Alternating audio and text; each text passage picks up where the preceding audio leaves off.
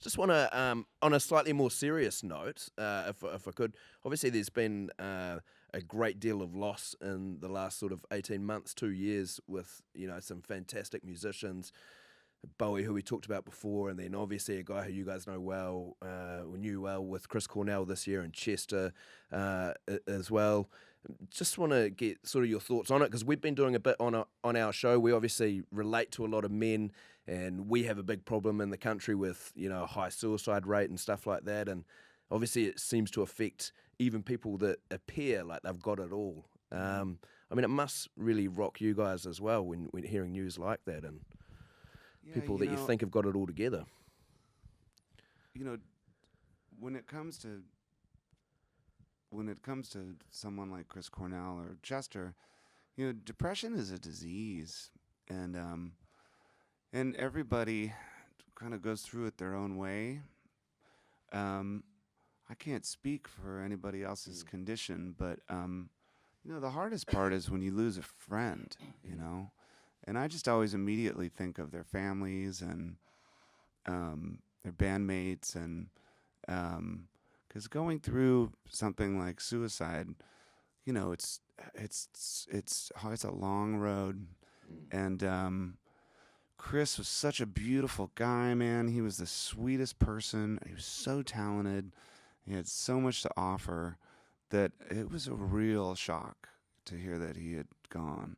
But I think that mental health and depression is something that people should really take seriously, and there's a stigma attached to it that's unfortunate, because just as you take care of yourselves in every other way, I think it's important that people really try to take care of themselves in that way too. And it ain't easy, life's hard, but like you said, people, you got it so together. I mean, that just goes to show you, it doesn't matter what's in your, what's in your bank account or how many hits are on your YouTube page or all that kind of crap. It all goes out the window if you're, like Dave said, if you're not feeling right, And so Chris would not to get to hear Chris Cornell make another record again is my selfish version of it. And there's such a bigger,